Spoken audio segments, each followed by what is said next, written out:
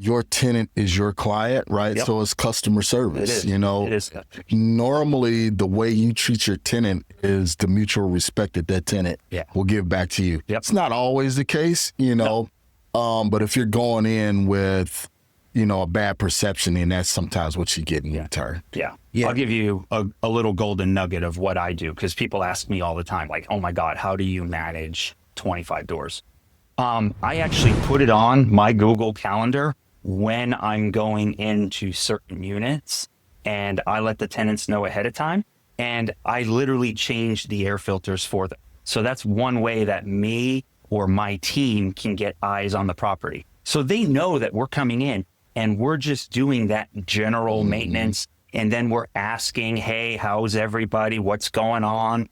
And again, you be that customer service advocate, and you just ask, like, hey, how's everything going? How are they doing in school? You know, fist pump to the kids, you know, blah, blah, blah, you know, and then everything gets lighter. You know, in the beginning, when you first put a new tenant in, they're a little bit hesitant, like, hey, why is this guy all up in my face? But then over time, you get to look at your property. You get to see what the condition is. So that would be one of my strategies that I teach. And I would tell people to do, if you're going to do this on a scale that I do, is to set that system up. And another thing, to go back one step, though, it's like, as you're qualifying these people just like any other tenant. Yes, so it's ultimately your responsibility if they're a fit for you or not from the beginning. Yeah. Is there a difference? No, there's no true. That is true. You're allowed to screen the tenant through any avenue that you want. I mean, I know AZREIA here uses Rent Perfect. I use Rent Perfect.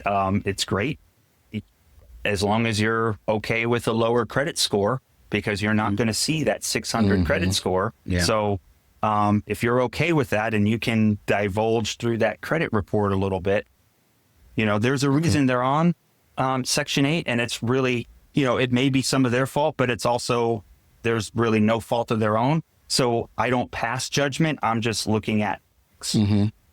Love it. Yeah, I have a Section 8 tenant. She's been with us for 8 years. Yeah. And that's one of the greatest benefits that you just mentioned. Most of my tenants have been with me for years. I mean, I get a vacancy. You know, we were talking off air that I just filled my last one, but that was my only vacancy in probably 3 years. Wow. And the only reason she moved was because she upgraded from a 2-bedroom voucher to a 3-bedroom voucher, because her mom was moving with her from California, and her mom needed care, and she was going to be the caregiver. So they upgraded her voucher. Nice. That's awesome. Yeah.